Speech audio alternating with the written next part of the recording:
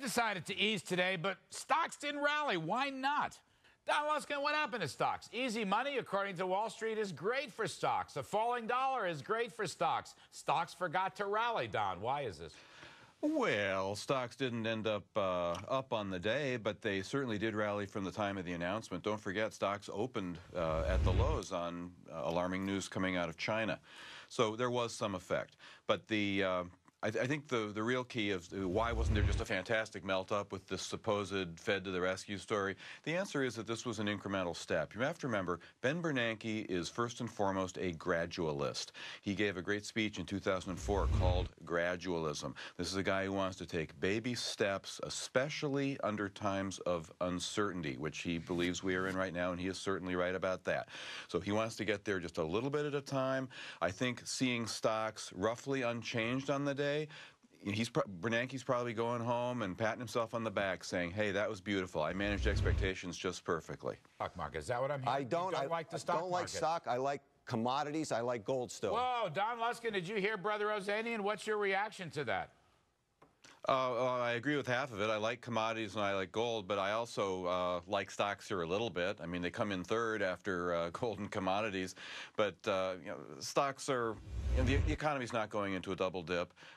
Stocks are reasonably priced for another, I don't know, 5 to 10% this year. I like it. But I'd like to make another comment keying off what Mr. Ozanian said, which I think is really true. We are in a period of such tremendous policy uncertainty where business actors and individual consumers have no idea what their tax rates are going to be, what their regulatory burdens are going to be.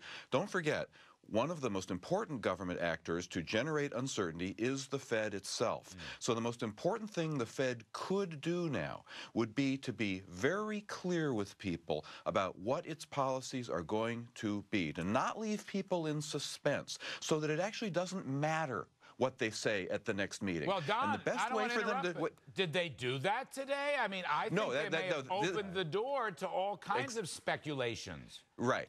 And this is the paradox. When Bernanke was testifying before the Senate 2 weeks ago, he was asked by Shelby, I believe, what is it you would do if the economy weakened? He gave lots of answers, but the very first one was, we always talk about an extended period. I would set an actual date for that. I'd say 1 year.